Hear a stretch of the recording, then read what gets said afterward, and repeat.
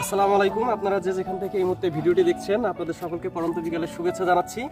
আজকে আমরা বছরের প্রথম আটির আম সংগ্রহ করলাম। এই আমটি দেখছেন, এই আমগুলো মূলত আটির আম।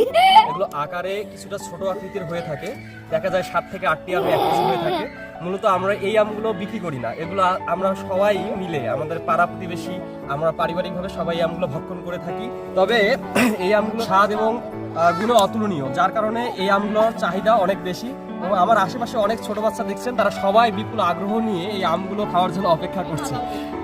এই সাথে আপনাদের বলে রাখি যে আমাদের ইতিমধ্যে হাড়িভাঙ্গা আম চলে আসছে। এগুলোকে বলা হয় 2 নম্বর হাড়িভাঙ্গা আম।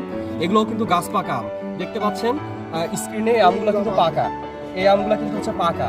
এই আমগুলো সবগুলোই হচ্ছে হাড়িভাঙ্গা আম। এগুলো একটু তাড়াতাড়ি পরিপক্কতা লাভ করে। এগুলো আমরা আগামীকাল থেকে সংগ্রহ শুরু করব।